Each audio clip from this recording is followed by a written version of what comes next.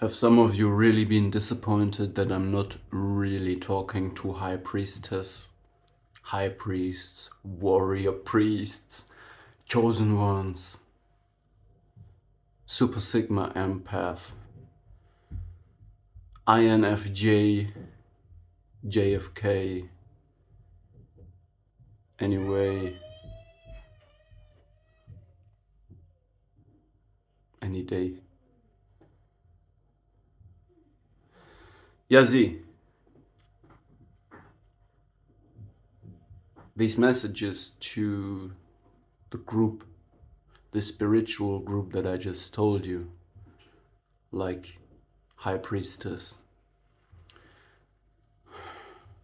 the chosen ones, the neurodivergents,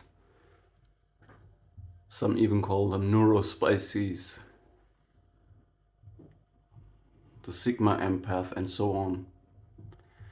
All of these are self-concepts, and you can choose any self-concept that you want. Identify as that, alright, is okay. But I'm telling you that all of this is fantasy. When we talk about it, it's conceptualized. Words are concepts in the world of concepts, alright, and they dump down the truth. Your perception from the inside, your identity, when you have visions of your ancestors or something like that, that is infinite emotional quality. And when you try to put it into words, you dump it down, you narrow it down, you make it common sense, you make infinite sense, common sense. And also this is, at the end of the day, a shared fantasy, if we talk on this on YouTube. And as that, it's narcissistic. And everybody has narcissism in himself. It's part of us, we should have it.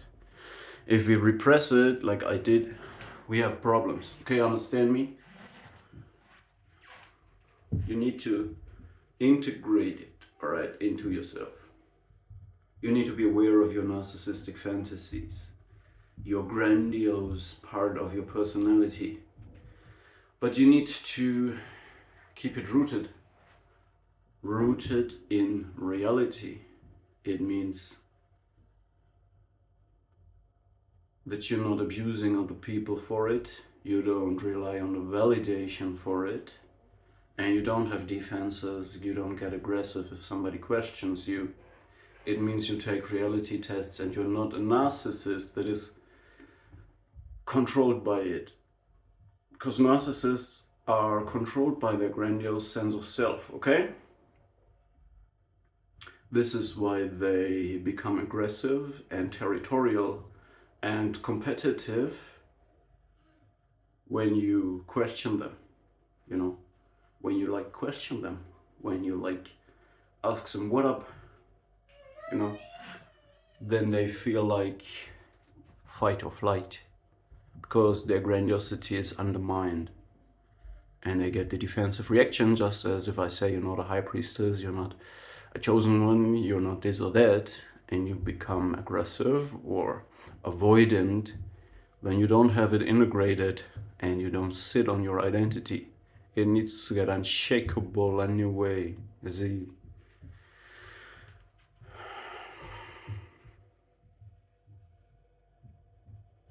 Right? You know this one?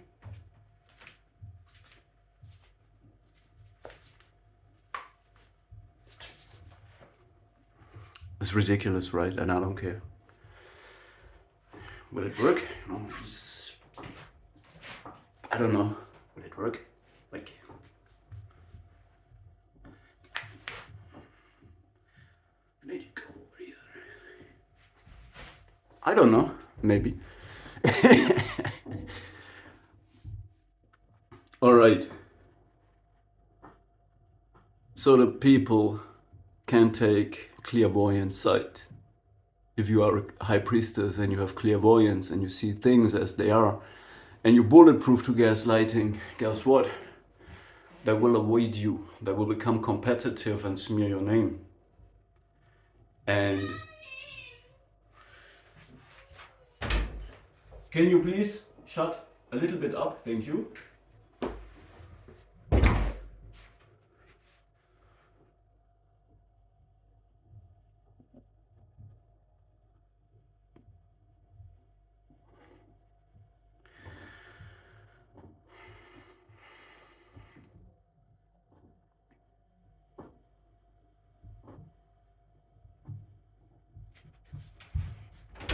Okay, you can keep on going.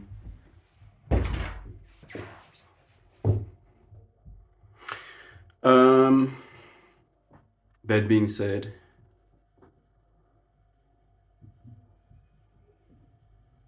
as long as you know you got your identity, you know who you are, you got your visions, you got your feelings, you get your dreams, you get your synchronicities, you chase away the magpies, and then there's all over doves blessing you with the spirit of the Most High. That's necessarily most most likely part of this is fantasy. Part of this is collective subconsciousness. Part of this is connection. Call it what you want.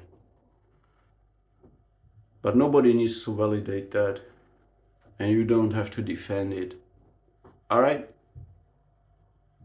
I know me, I see this. Okay, me, I see this.